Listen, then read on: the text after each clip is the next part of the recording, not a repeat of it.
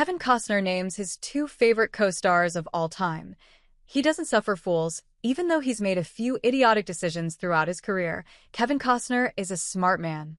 He's got a tendency to get a little too high on his own supply, but nobody finds the kind of success that he has if they're not switched on. Obviously, Costner could have stayed on the A-list a lot longer than he did if he hadn't been so susceptible to stroking his ego, and there's a very good reason why so many people have said that investing millions of your own dollars into a movie production is a fool's errand, this being Costner, though he's done it multiple times.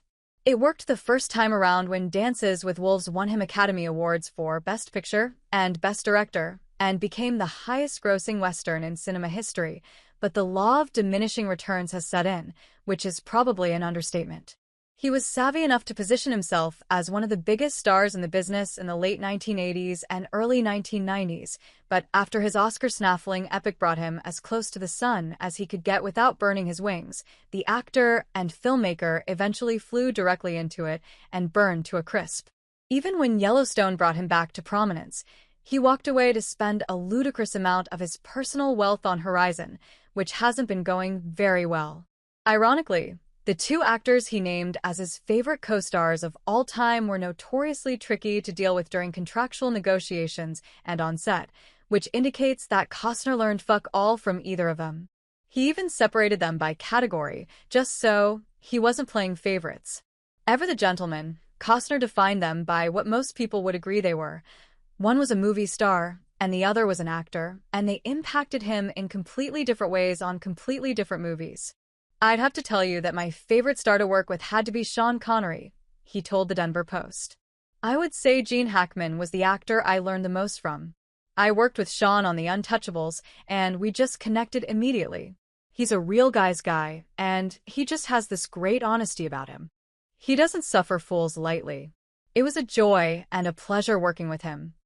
Costner had previously admitted he was intimidated by the original James Bond when they shared the screen in Brian De Palma's crime classic, and he wasn't the only one.